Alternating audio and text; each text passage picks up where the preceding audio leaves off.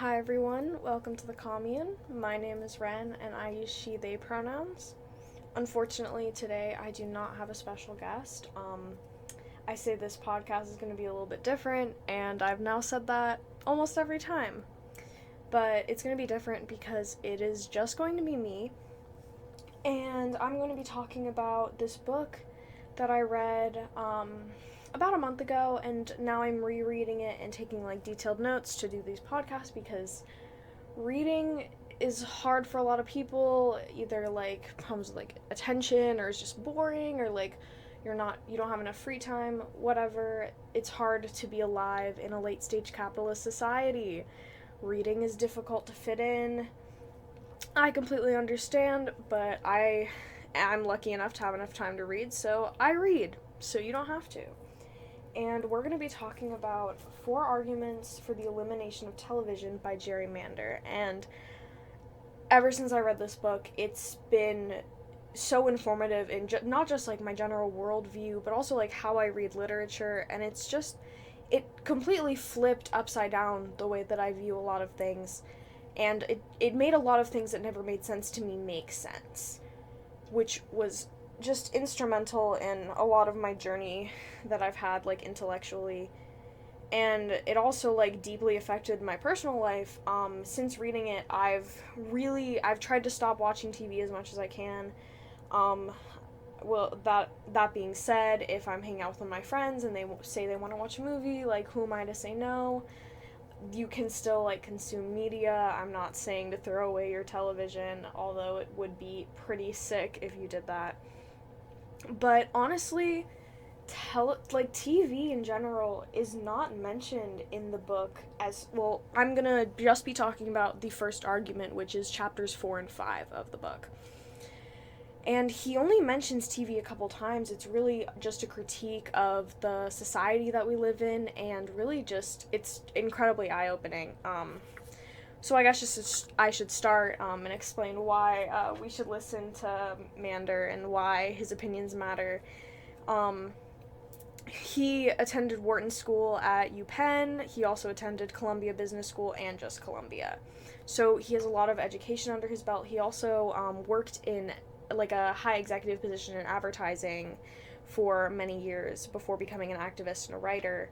So he was like deeply involved in a lot of the industries that he's talking about, and he has an in-depth knowledge of the way that TV works. And his job was to create media that would change the way people think, which is a lot of the premise of his book. That being said, like, he does have, like, if you're talking about rhetoric, he has the ethos, he has like a lot of the he has the authority on the subject. But even beyond that, if he didn't, this book was still like incredibly like eye-opening to read, because almost everything that he said, until we get to some of the later arguments, because that deals with more like in-depth scientific stuff that I really don't know much about. But as far as the first argument, everything that he says really is backed up by my own personal experience, and then not just my own personal experience, but the experience of like what I can understand of other people's experiences, and what I read in books, and what I've learned in history. So it's really just backed up on every side. So I guess that's a bit of an introduction, so let's get into it. Argument 1 starts in chapter 4. There's 3 chapters of introduction, which are important, obviously, but I thought for the sake of time and, making a coherent podcast, I would just talk about one argument at a time.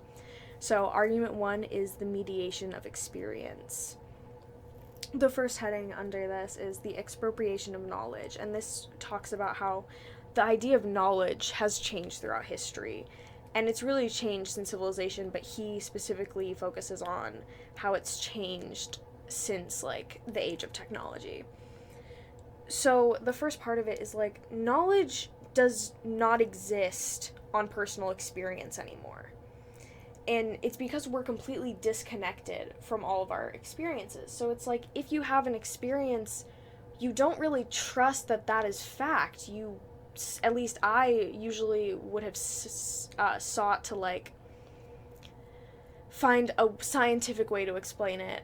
I needed an authority to tell me that my experience was valid, and I feel like that's a pretty general experience of people. And so, like, because knowledge has moved away from our personal experience, it relies on people with quote unquote authority on the subjects to tell us what we should believe. And because, like, all of our knowledge is stuff we are told and not based on our own experience, we're removed from, like, from issues that shape our entire lives. So things like, we're so removed from, like, problems of climate change, from, like, domination of technology, from, like, the problems of COVID even, and all these problems, we really don't know much about them because our personal experiences aren't valid. So we feel completely detached, and this reminded me of 1984 and Fahrenheit 451, how people were completely detached from, like, people's deaths because they didn't really have the personal experience, and if they did, they were still detached from it because it was like a chicken and the egg situation. But because of the basis of knowledge resting on authority figures, it forces hierarchy, because we are relying on people who have more power over us, these people or institutions that say they know more, and so they immediately hold a position over us because they tell us what we believe. They create the truth, and whether it's backed up by science or not, it doesn't matter because they're creating the truth. And this builds in a hierarchy into our, not only our thought patterns, but also the very structure of society. And this may not, you're like, oh, we've always had hierarchy. For one, we haven't, but we've all grown up with hierarchy. And you're like, that's fine, but it actually creates huge problems for, like, our society as a whole, because hierarchy is the enemy of true democracy. We can't have everyone have an equal say if there are people with more power. That's just not how it could ever. And now for, like, people to have a say in their own health, like, if you go to a doctor, you just take whatever they tell you to take because they say that you take it and you believe them. It's what, like, Mander says in the book, it's blind faith. So there's these things that directly affect us. And, like, it's even our own health, what we put into our own bodies. It affects us deeply personally, and we're relying on someone that has more authority, and we need, like, advanced education to even be able to, like, play ball. We don't get a say in our own, like, health and a myriad of other things purely because we're not as educated as other people are.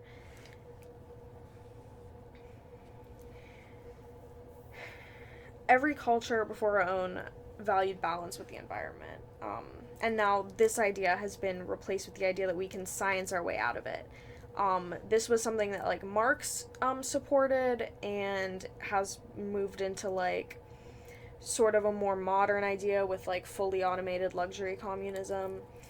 But it's the idea that we can use our superior science and technology to somehow science our way out of the problem of a limited number of resources. And in this idea, we're still existing outside of nature instead of in harmony with it, like other cultures did. So with this,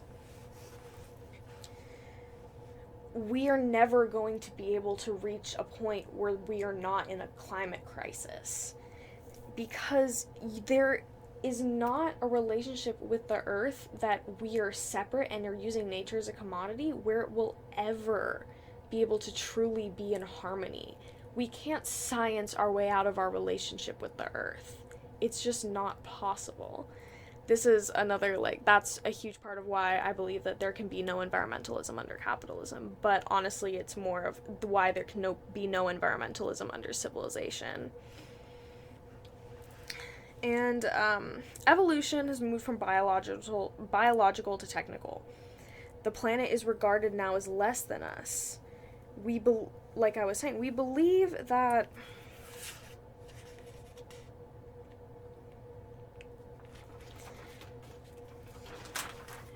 in this, like, new age of technology and believing we can science our way out of our problems, there's become this sense of,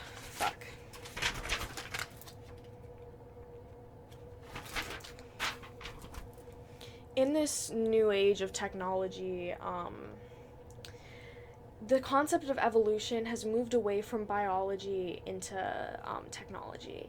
And I think that's a huge mistake because talking about like a post-civilization world where we are separated from our environment, and because of technology and science, we're able to now dominate it. So since we're dominating our environments, we don't need to adapt any longer.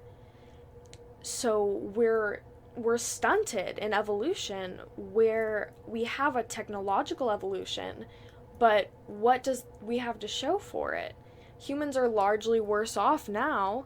More people, before, like, everyone had enough food to eat. There was no mental illness. All of these are products of civilization. Anyway, the next heading was direct education, and this whole section talks mainly about like learning specifically from experience and how it's the natural way that humans have been doing it, and how it actually is the foundation for a lot of the science that we have today. So, this really begins with the question, how did the indigenous peoples pass on so much? So the main question under direct education is, how did indigenous peoples possess so much knowledge? One of these things, like, there's these things that have been recently discovered in modern medicine, such as like infant jaundice can be cured by sunlight, and it was kind of like an accidental discovery by modern medicine. They just sort of noticed that babies with jaundice closer to the window got better faster. But then when you look, you can see that these more savage groups had been using this for centuries. So this really shows that this whole thing, we are behind. We have lost incredible amounts of knowledge that is incredibly useful. And so, the main problem with answering this question, how did they find out that infant jaundice could be cured by sunlight?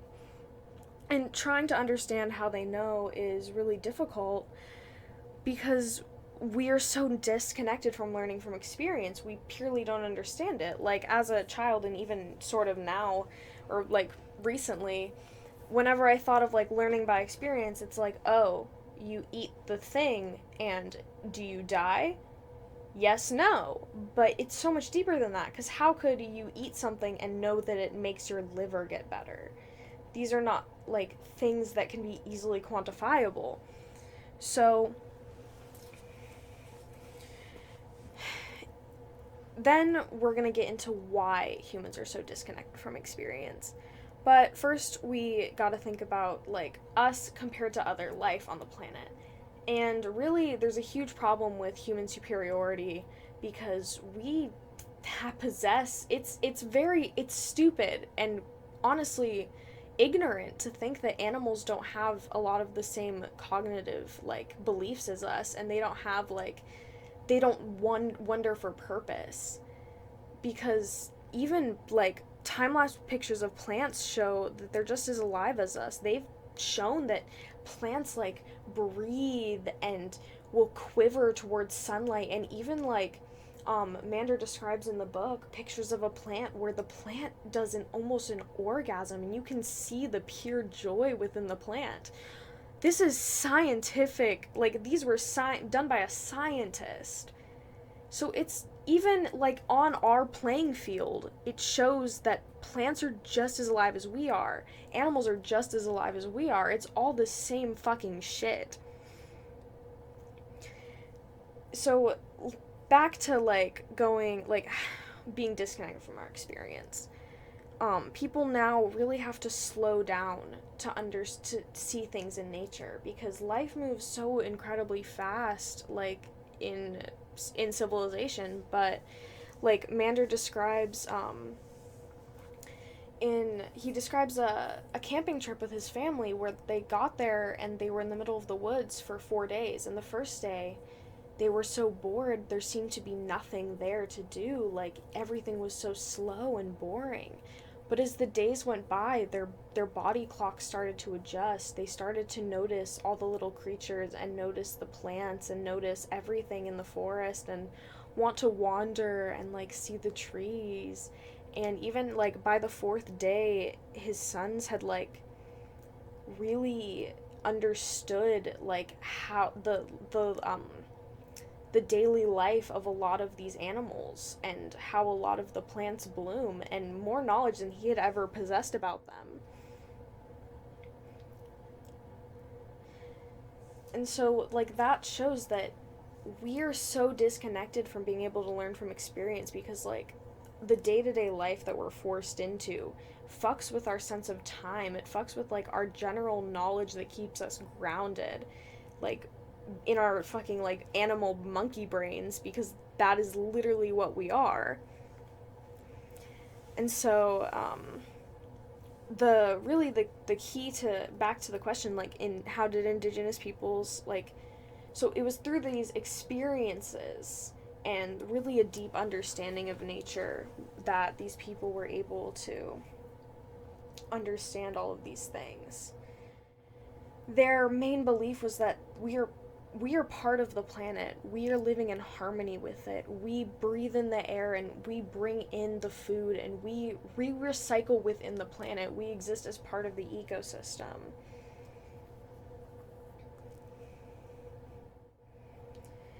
One thing that I think is really interesting also in contrast between current society and indigenous cultures is like the use of drugs, because marijuana, tobacco, like shrooms, all of like countless drugs exist naturally and can be found like growing wild, or at least used to in the past. And so now people use drugs as like an escape, a way to numb themselves, like just a way to be happier. But indigenous peoples, they generally, I'm speaking generally, Mander was talking about a specific groups within the jungle, but they were used to enhance perception. So it would be like taking time-lapse photos, because you would like say smoke weed and the sense of time would stretch out, so you'd be able to observe things even more intensely. General indigenous belief is that everything is connected, and that goes back to we are being part of the planet. We need to live in harmony with everything on Earth, and that was the natural order of things.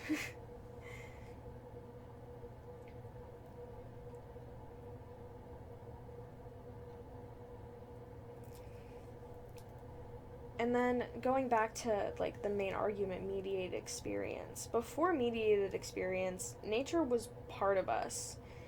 It it existed as part of our day-to-day life, but now almost every space that we're in, if not every, unless you can somehow get into the absolute middle of nowhere, not even with a car or road, you are living in a projection of the human mind. You are completely disconnected from nature and from how we were supposed to live, how we evolved to live. Everything is man-made, and every experience that we have is mediated because it's through a lens and in a space created by someone. Every experience, even with nature, is mediated because plants are not where they're supposed to be. They're trimmed, they're cut.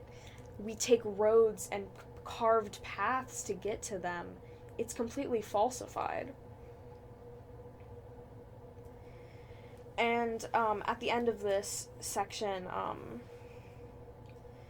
which I think relates to just about like how separated we are from how the world used to be, Mander and his wife, they went on a trip to these islands that have been mostly left untouched, that still have indigenous tribes on them. And they met with this guy who was part of one of the tribes but had lived in Los Angeles for a while, and they took a boat ride with him. And they asked him, like, are you able to walk on the reef without shoes on? We've always been told to wear thick boots because of the poisonous starfish. And he said to them, if there's poison, the antidote is never more than a few yards away. And I think that really speaks to, one, how much knowledge we've lost, because if something poison touched me, I would just simply die. Like, that's it. I sorry, but that's how it would be. And I feel like that's how it would be for like a lot of you listening. But um it also speaks to just how like well the world was, I hate to say designed, because that's sort of associated with like certain religions, and but that's how the world evolved. It evolved in like perfect balance and harmony. It was like, I hate to have a Christian, like, or I'm gonna use a, for lack of a better word, I'm going to say like the world was a Garden of Eden. It was perfect. We had everything we needed.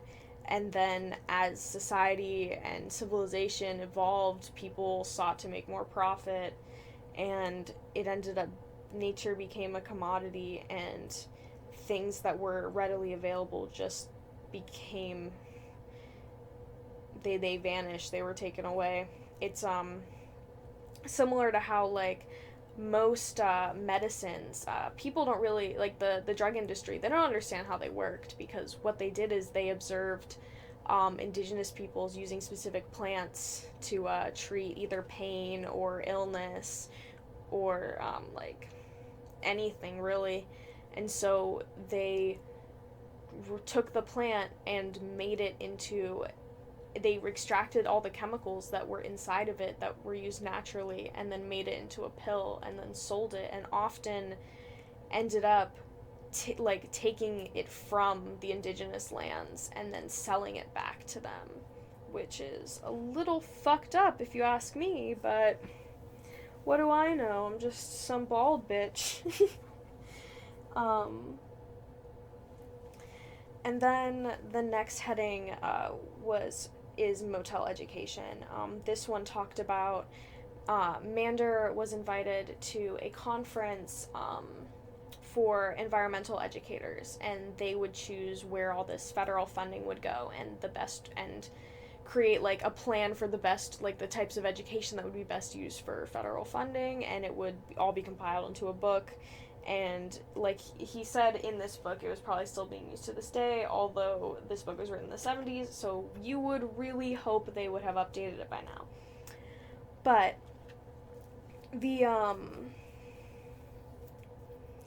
the conference was at a motel in between two highways, and they had to drive to go anywhere, and there was barely any nature. It's kind of an odd place to have a environmental education conference. And even the room they were in didn't have, like, all of the motel, sorry, it had windows that wouldn't open and were completely temperature controlled. So even more sensory deprivation. If there's a drinking game for this podcast, or reading any annotations I make in a novel, it's take a shot every time you see the word sensory deprivation, and that is how you die. Don't try this at home, do not recommend, don't do it. But the beginning of this chapter was just laying out the scene, and then talking about how, while they were really discussing and looking out the papers and trying to figure out, like, they were just trying to do their job, this woman who was kind of older, she stood up and made sort of a passionate speech, and some of the main systems were, or the main points were that the textbooks are flawed, and not in a way that they're wrong. It's that, how could you really learn about a forest by reading about the trees? How could you really understand the water cycle by reading it in a textbook? These aren't how you can really actually learn. We don't really understand anything. We just have lists of facts memorized. We don't know if anything is true or not. We believe what we're told because we have no other choice. And then another point is, like, the system of education is flawed. And the main point was, school isn't designed for learning. It really isn't. It's designed for teaching you how to sit in a chair for 8 hours. It teaches you how to listen to orders. It teaches you how to be able to focus in one specific task for a really long time, can anyone confidently say that they ever actually learned anything from school? And you can maybe say that you can do some math now, you know some facts about science or history, but did you really learn those things? Do you really understand them? For one, I feel like I haven't learned a single thing in school. And if I have, it hasn't been from a textbook, it's been from conversation and connection with someone. That is the closest to experience that we have now.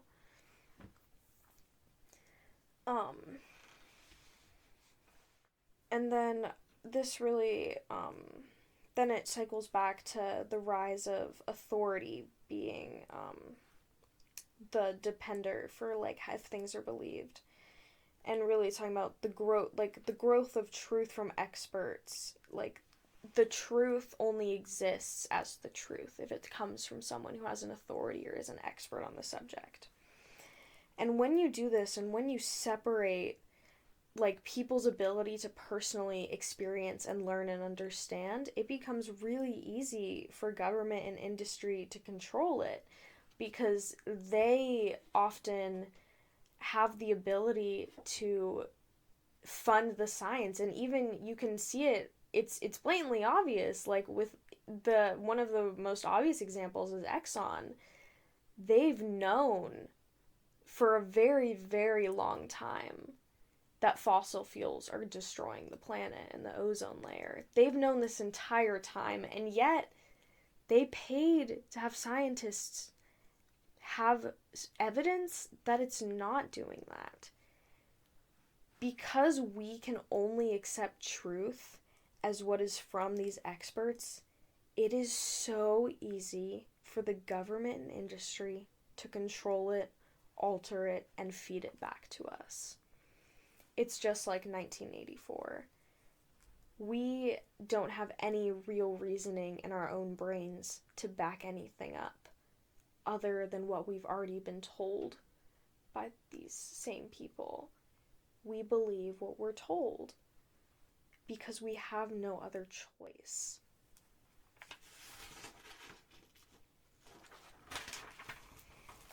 And this, I'm gonna finally, at the end of chapter 4, loop it back in to TV. So it's, again, we know what we're told. And one of the main mechanisms in which people are told things, both in real life, in 1984, in almost any dystopian novel you could read, we know what the TV tells us. I feel so dramatic. Okay. Let me take a sip of water and let's get into chapter 5.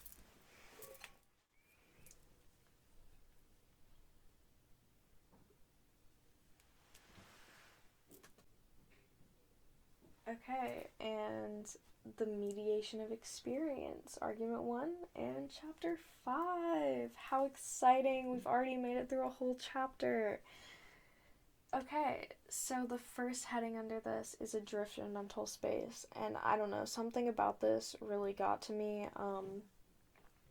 I did a art piece about that today, and I really like it. Anyways, so this chapter starts out talking about psychedelics, and the first main point was, like, on LSD, a lot of people freak out when they experience man-made shit.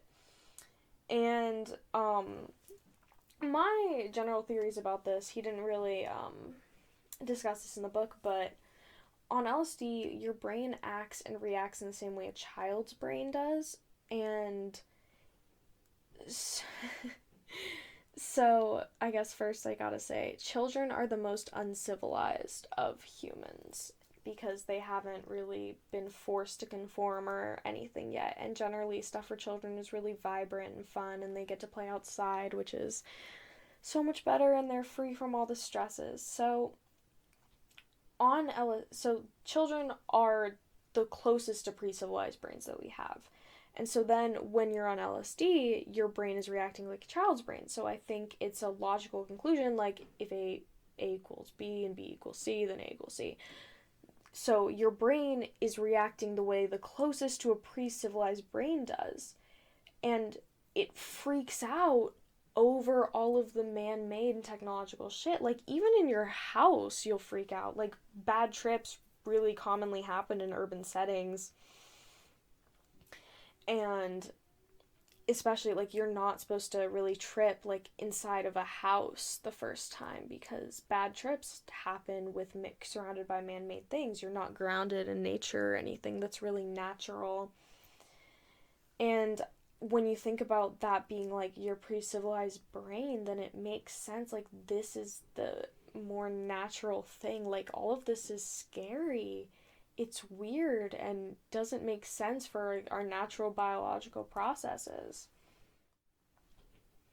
And then, like, speaking of going against unnatural biological processes, sorry, I just get very excited when I'm able to transition well because I am incredibly bad at it. You can ask my English teacher. But so the rise of mental illness is, Mander argues, it's due to living in an ungrounded world. It's like a world where all experience and reality is open to question. It's open to question because and all experience is through a man-made lens, and all of what we perceive as reality is also man-made. It's on page 87, he writes, "It is real, but only in the way that a theatrical play or a funhouse is real." So it's like they exist, they're real, but they're man-made. They're arbitrary, they're abstract. It's nothing that we can feel grounded in or hold on to because our entire sense of reality is created by someone else. And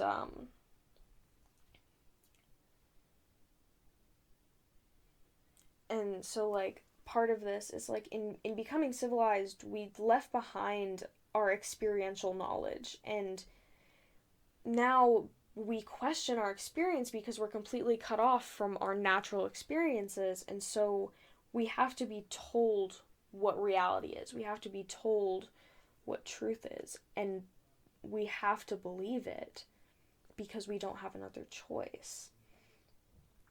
And so when experience can't be trusted, like when we're in a unnatural urban environment and disconnected from the planet and each other, like, no wonder mental illness is so prevalent. If your own ideas and your own experience can't be fallen back on and can't be trusted to be a foundation of reality, no wonder we're so anxious. No wonder we're so depressed. We have no ground to stand on.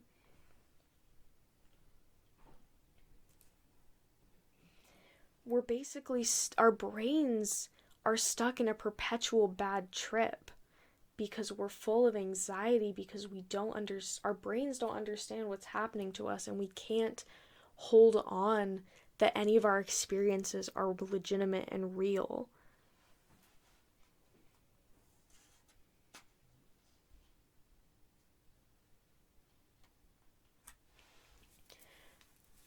So in, like, this space where all of our experience, like, we can experience things, but what we experience is man-made, there's two options: acceptance or rejection. Do we accept this arbitrary, falsified, constructed world, or do we reject it?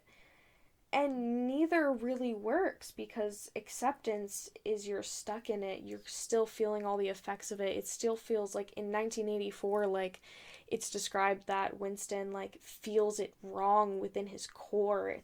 That's what happens when you choose acceptance. Like, it never just feels quite right. But when you choose rejection, then that's throws you into realms of schizophrenia, because what we dive into in a little bit is gonna be just how like schizophrenia mirrors the way that TV actually does affect us and their fears. It's kind of bizarre, but when your entire world is arbitrary and no experience can be trusted, you could argue that schizophrenia is an apt response. Obviously, it makes it incredibly harder and just so much more difficult to live in this society, in this world. But I think we need to offer more compassion to people with schizophrenia, and I think we need to understand that, like, it is an understandable response, as in any illness, because or mental illness, because we're living in a world our brains were never meant to handle. So the next heading is science fiction and arbitrary reality. So the first part of this book, chapter, talks about Solaris, which was a Soviet film which started with this psychologist, and he was like in his cabin in the woods and was like really experiencing nature and being very connected. And then as he drove away from it, he became farther and farther from nature, and things became more urban and more urban. And then he was on a spaceship, and once on the spaceship, everyone on there was starting to go insane because no one was able to have their brains were going crazy, because everything was an arbitrary reality. They couldn't tell what was real and what was fake.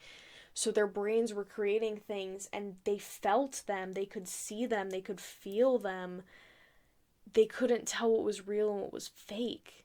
Their own experience couldn't be trusted because they were completely ungrounded from reality. They had nothing to really hold on to. Here's a quote from page 91 of Four Arguments that really sums it up much better than I just did. Without concrete reality, they are adrift in their minds.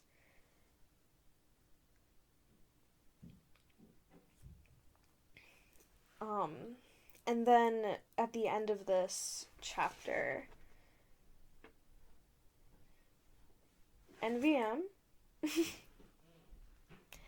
and then Mander goes in to talk about comparisons to George Orwell's 1984, and talks about how skills atrophy, and how without expressions of feelings in 1984, they atrophy, and these people begin to stop feeling. And so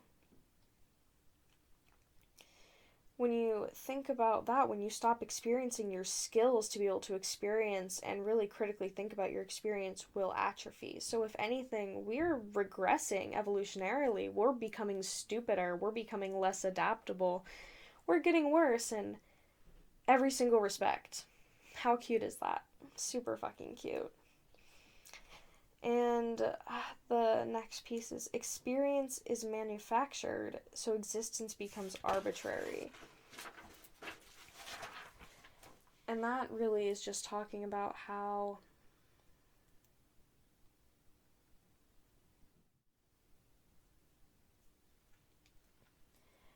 and then it talks about then the book goes into talking about government control, and how it exists within the necessary.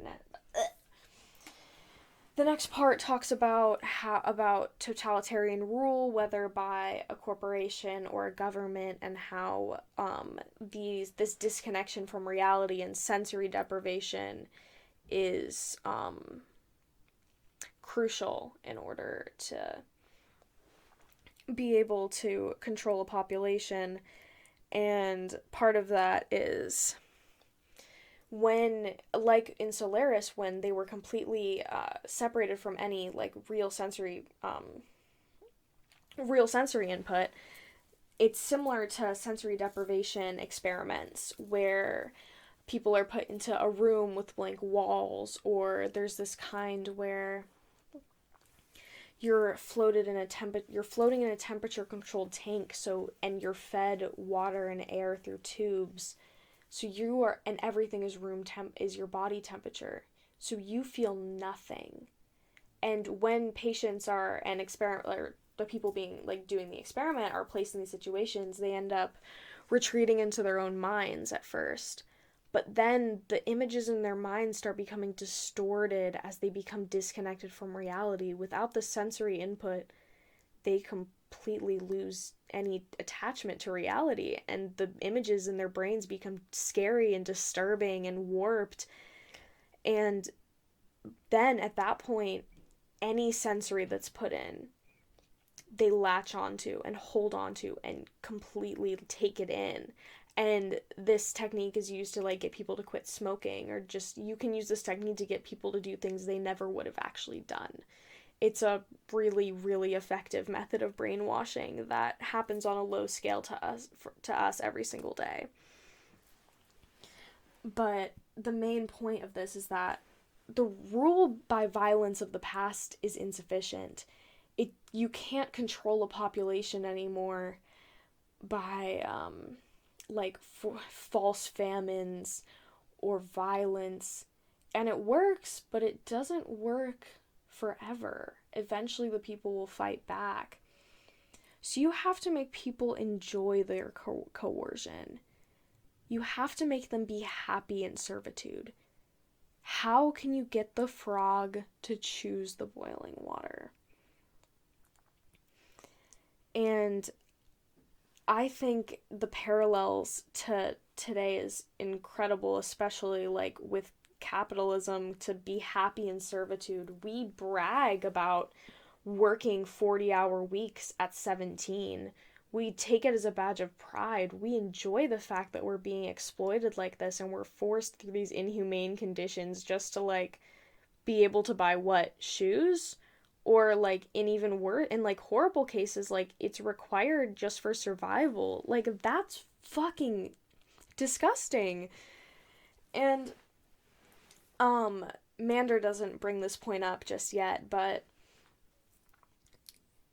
to make people happy in their coercion, and tying together a lot of the ideas in the whole book, but especially this first argument, if we're living in a massive sensory deprivation tank where all of our experience is mediated, then we will latch on to any sensory we're given.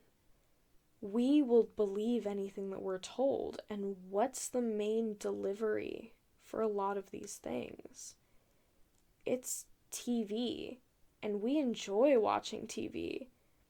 We voluntarily turn it on. We choose to watch it. So we enjoy and we choose to have these ideas planted into our heads. Even, like, fucking advertising, and this is what was mainly spoken about in the introduction, but advertising really just, they work hard and understand that you can use media to implant ideas into people's heads. They understand and utilize the ability to get people to do things they never would have actually done. And that's just for commercial gain. And they know this. It's not a secret. It's known. It's how they do the whole industry. And then Mander moves into talking about Brave New World. And they're one of the most important parts of their facet of control was the standardization of experience and their mass spectacles, which really rang true to me for now with TV, social media, and just technology generally. You have entire generations of people laughing at the same things, quoting the same things, thinking the exact same thoughts. Our experience and even the way we think is standardized almost entirely across the board. How fucked up is that? And these, like, abilities in these novels are typically owned by the governments. So the governments hold the power to be able to standardize the experience. They hold the power to implant the ideas in their heads. But I think it's honestly much scarier what we have now, because today corporations are the ones that hold that power. They own the advertising, they own the TV, like they own the shows, the movies, the, like, print. They own everything. And while I do not have very much trust in government, there's at least some semblance that people have control over their governments. But we have never had control over corporations. And as long as they exist, I don't think we ever will. So we are being able to be fucking controlled, have the way we're thinking completely streamlined, the same way it is in 1984 with Newspeak, how they broke down the vocabulary in such a way so that it would eliminate a lot of ways of thinking and everyone would think the same way. Obviously, we don't have like that exactly today, but we do have echo chambers where everyone ends up thinking the same way.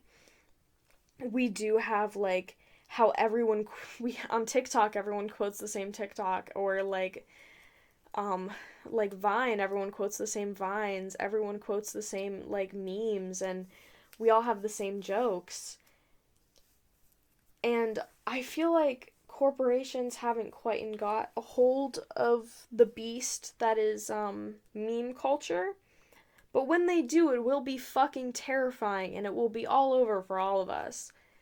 But I think that goes more into like how technology sort of also creates its own fate, and how like technology like produces its own subordinates. It's not just the fault of like the capitalists and everything. It's like the planet of Solaris, because in that movie, or slash like yeah, in that movie, the planet is blamed for all of these things. It's not the planet is the one giving the sensory input. So it's not just the fault of like the government or whatever. It's not just the fault of the spaceship for creating a sensory deprivation environment. And going back to like how do we make people enjoy their coercion, technology is enshrined. Um so it's like it's put on this pedestal, and it's something that we should strive to achieve, strive to use. We want more of it.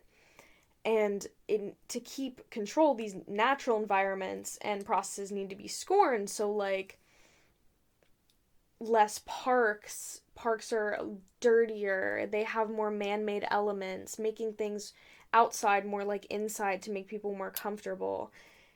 The very idea of nature needs to be scorned. We need the frog to choose the boiling water. We need to choose whoever is seeking to have power can't necessarily create all of this, but they can see an opportunity and seize it. So in an effort like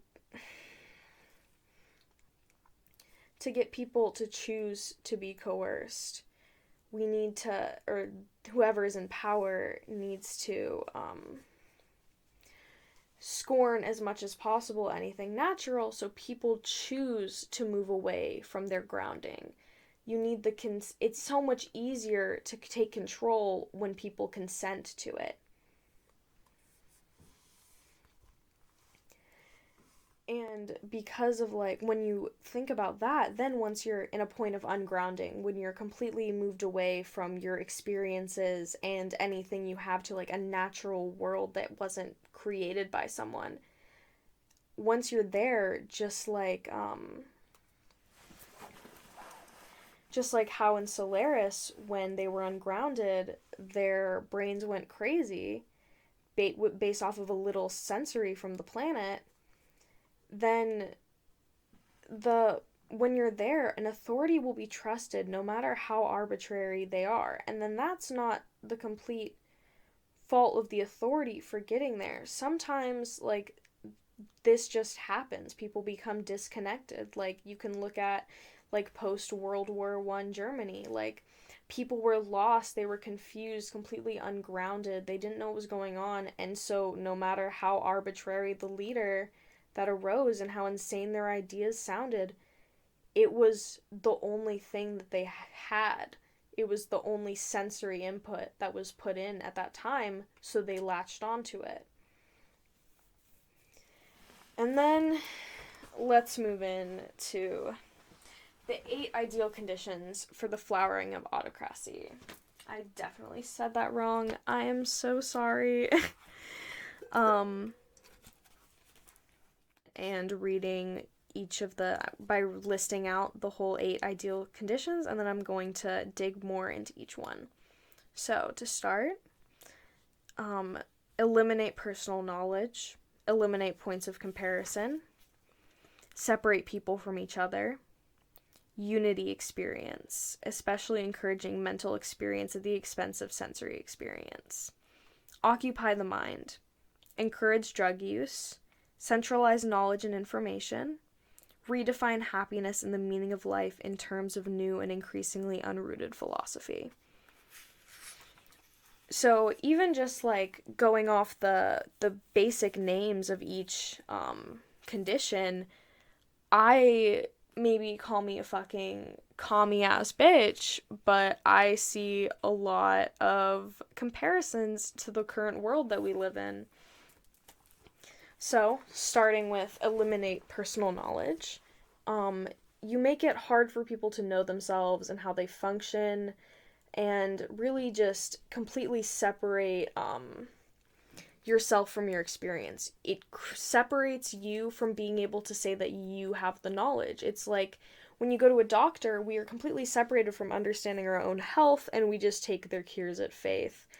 It's just moving from you get to decide off your own experience, knowledge of yourself, and other people tell you what your experience is or what you are. And I think we can also like link that into gender, and gender like is fucking made up. It's literally an abstract concept that makes no sense.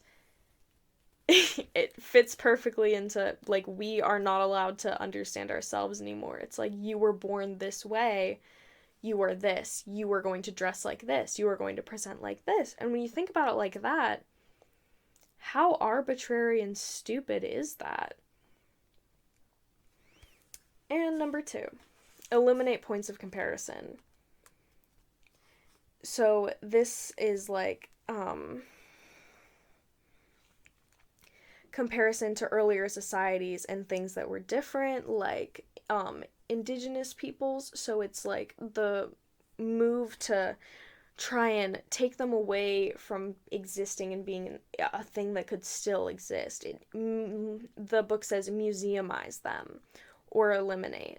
And we can see, especially like, well, all over the world, frankly, but because I live in the United States,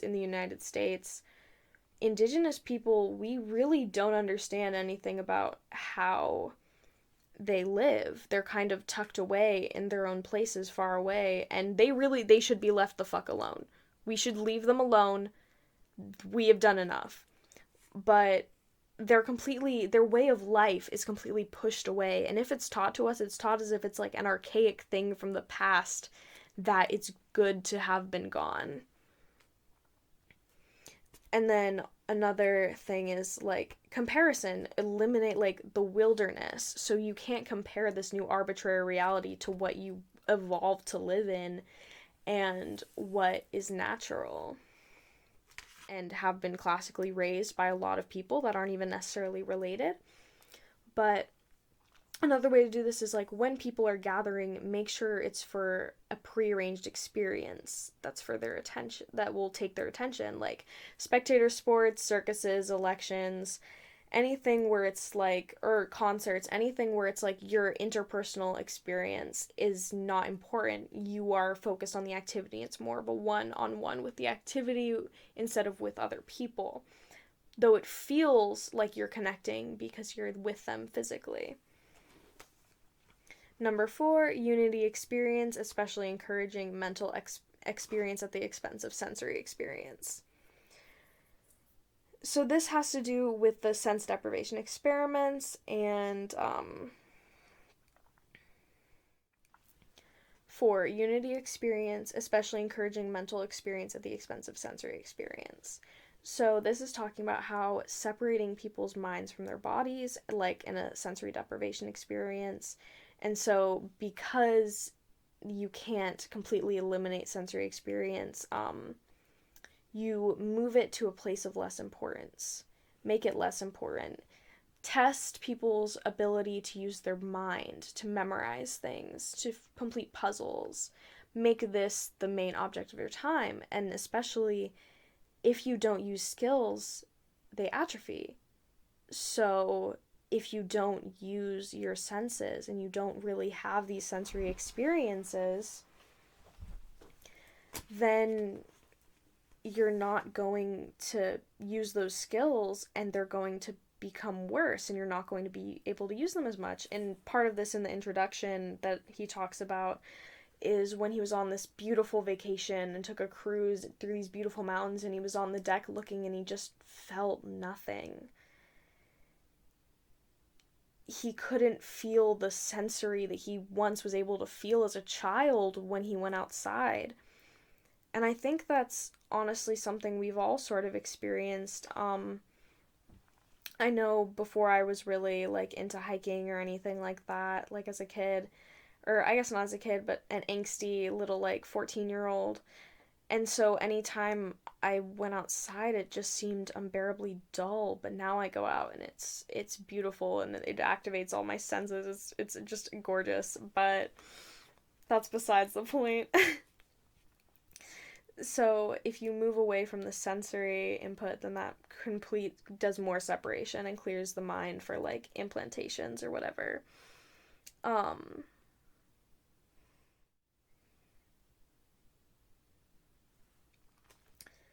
Number 5, occupy the mind. So then once people are, like, by themselves and completely, like, disconnected, ungrounded, all of those things, you gotta refill the brain back up. And it literally does not matter what is in your brain. As long as your brain is full so much that you are just thinking about things that you have already thought about. So it's keeping you in the feedback loop. And it honestly just keeps getting worse, because once, studies have shown that when you're in a routine, your cognitive function actually decreases. It's been proven with mice, and it does the same thing in humans. So if your brain is full of stuff and you're just rethinking about the same thing over and over again, then your cognitive function is going to decrease, and it's only going to get worse and worse. So if you're trying to take control of a population and you want to fill their brain up with as much sensory as you can, that is your selected sensory. So it makes me think of the parlors and the programs in Fahrenheit 451, because they were just nonsense. They were stupid nonsense that didn't make sense and didn't have a plot. It was purely there just to fill your brain up with fucking mush. And super cute. And moving on to number 6, encourage drug use. I love the war on. I love Nixon. I think it was Nixon. I'm gonna take this out. Number 6, encourage drug use.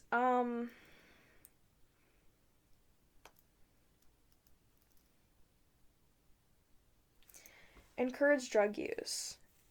Number 6, encourage drug use. This is important because people are always gonna feel inside them that thing that's wrong. They're gonna know that this isn't correct. So you need to have, like, a fallback in place. Like, okay, people aren't gonna like this shit because it's unnatural. They're not gonna be happy because they're being controlled. Okay, how can we make them okay with all of this? How can we make it okay? And the answer is encourage drug use. Like in 1984, everyone's always drinking the Victory gin and everyone's always smoking tobacco. And even now, like, it is very hard for me to name people that are not heavily addicted to at least one substance or another. Whether that be literally, like, Prozac or Adderall that's, like, prescribed, or like recreational drugs, but we're all fucking having a hard time. And, like, to quote from the book, drugs will fill in the cracks of dissatisfaction, making people unresponsive to organized expressions of resistance. Honestly, I feel like this is one of the most key things, because if you're like, okay, this all sucks, but if I can just take this substance enough, it will be okay, then you're not going to feel inclined to deal with to even to uprise into a resistance, so it just perpetuates. Number 7, centralized knowledge and information. So then once you isolate people from each other and from their minds and from their bodies and eliminate comparison, discourage experience, and then you got to get this. So people are in the prime condition where they have nothing to say that what you tell them is wrong. They have nothing to back it up. So they will accept whatever you say is true. So then the problem is, how do you tell an entire population the same information and knowledge? Well, you could have public school systems that are completely run by the government and all of the information is standardized. Standardized testing. You could also have TV and monopoly on news and news sources, whether print or social media or TV.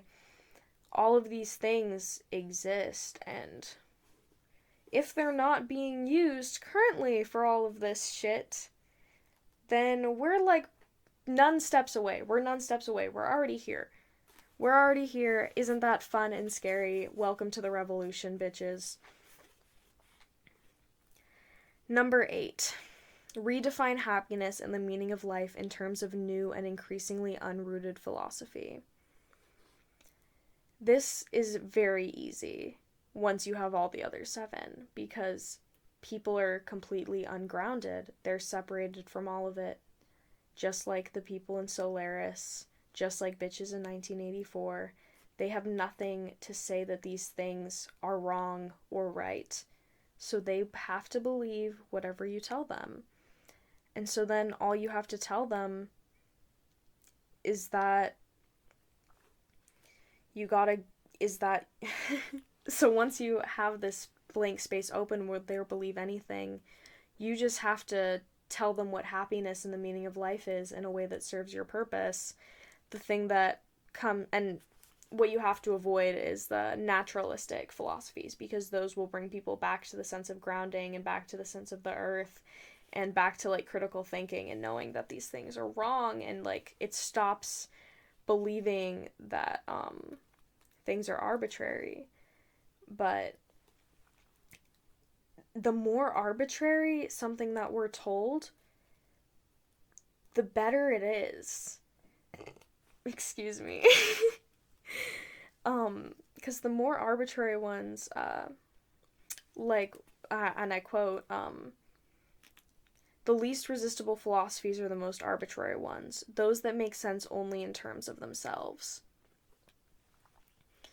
So if something makes sense completely and totally within itself, and really nothing else seems to tie into it, it'll be easy to believe because it's ungrounded. And I think the thing that there's so goddamn many things that come to mind in this particular example, but the thing that I think about the most is like in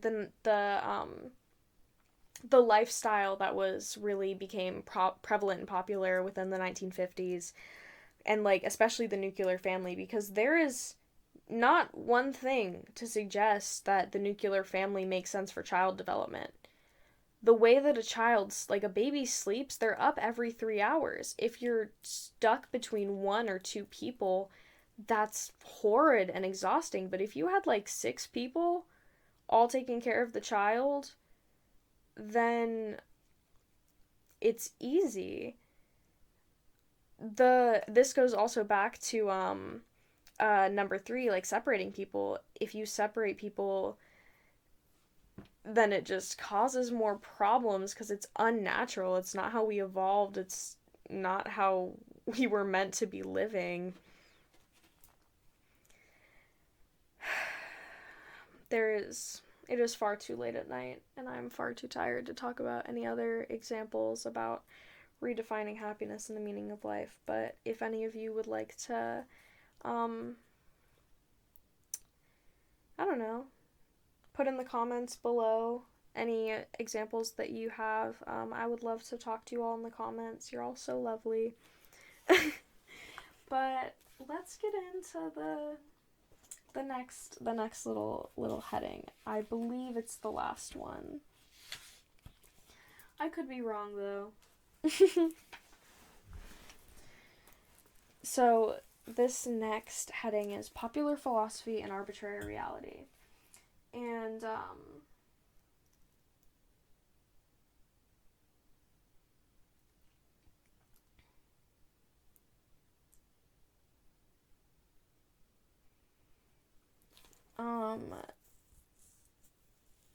it talks about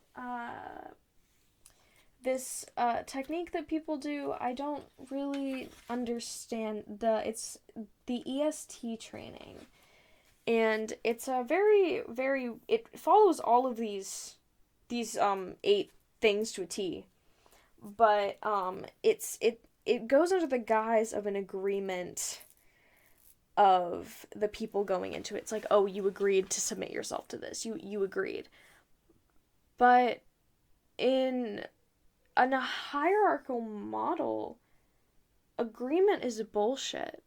If there is someone above you telling you that you have to agree, or that what you should do is you should agree, then the agreement is fucking bullshit.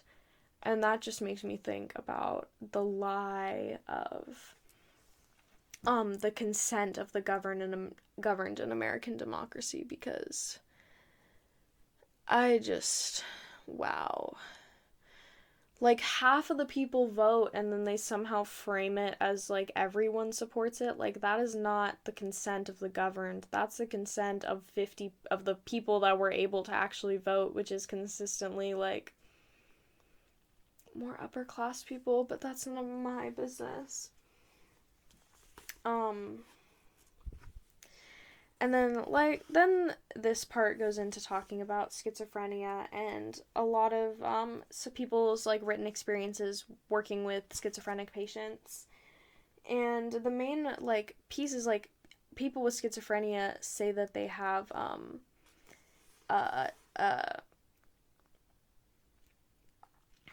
an influencing machine, which is just like a machine that they say is there, and it's putting ideas into their brain, and they can't tell if their thoughts are theirs or from the influencing machine. And they describe it as a little black box that has like flashing lights and speakers, and it sounds an awful lot like a TV. And so I'm just gonna read directly from the book here because it explains it better than I ever could, and it's the comparison of the influencing machine as described by schizophrenics and the television. Like the machine of Tosk's suffering patients, television is a final manifestation of an already apparent confusion. This confusion existed at the time Tosk was writing, but now has been institutionalized by the ubiquitousness of the artificial environments we live in. A real world which cannot be questioned has been submerged beneath a reconstructed, human-created world. We live inside the manifestations of human minds. Like the child seeking outside connection, we find only the projections of other humans. We can't know the natural from the artificial, since the process that would reveal that are nowhere visible. We are cut off, floating in space, living within a nationwide sensory deprivation tank. We live in a stimulus, a light, and we cling to it. We are cut off, floating in space, living within a nationwide sense deprivation tank. We see a stimulus, a light, and we cling to it. It becomes everything. It causes images in our brain. We call this experience, but we can't tell if it is our experience or something else. It is in our heads, but we didn't create it. We don't know if it is real or isn't. We can't stop the broadcast. We accept whatever comes. One vision is equal to the next. One thought is as good as the next. All information merges. All experience merges. We take everything on faith. One explanation is the same as the next one. Contradictions do not exist. We have lost control of our minds. We are all lost in space. Our world exists only in memory. Everything is arbitrary. TV is the guru speaking reality. We have merged with the influencing machine. We are the Solaris astronauts. And that is how he ends argument 1. And I think that pretty beautifully kind of summed it all up, how we are completely disconnected from our evolutionary roots, and we're completely disconnected from what we are meant to be and the way our brains work. And because of this, we are very easily controlled, and we can only believe what is told to us. And we are living in a world that is eerily similar to 1984. That got a little dark, a little scary. After reading this book, I definitely went through a little bit of an existential crisis, because it felt like my entire world had been flipped upside down, robbed and beat up, and then left in the gutter. But I think it's a really important analysis of life. And even just reading that paragraph, like, it spoke to so many of my own, like, personal experiences. And I feel like it has also, like, it also speaks, like, I obviously can't speak for my friends and family, but it feels like it speaks for them too. Like, it feels like it was addressing a lot of the feelings we constantly have, and giving explanation to them when we've never really had explanation before. And I will never simp for a man, but I gotta say, I simp for Jerry Mander. This man has a huge brain, and this book has really just been instrumental in my understanding of the world. You can find it for free online. You could also buy it from thrift books online, or, search your local bookstore. 4 Arguments for the Elimination of Television by Jerry Mander. It's a very, very good read. It's about, like, 350 pages, which is not that long. He's a very entertaining writer. He's also very dramatic. I wasn't much of a reader, per se, before I read this book. I didn't really read. Truth be told, I didn't even really do my reading assignments, like, for my classes. But since I read this book, I really became a reader and have started reading a lot more. And honestly, like, reading this book also, like, really inspired me to make this podcast. And it's just, I owe a lot to this book, and I really recommend it. I think everyone should read it. But like I said at the beginning of this, not everyone can read. Or, well, I phrased that wrong. Not everyone has the capacity to read. I guess some people literally can't read. But it'd be like that. And before we wrap this up,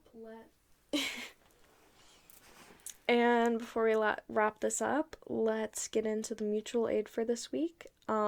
This week it is for 2 queer trans people of color to get safe housing.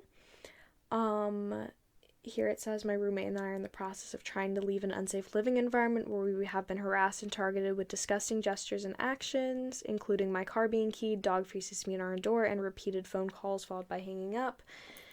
We have been approved for another apartment, which will begin the process of moving on January 4th, but we are still in need of serious financial help for both the security deposit and our first month's rent, as well as moving expenses. Their Cash apps are Henry Free and Disco Cutie,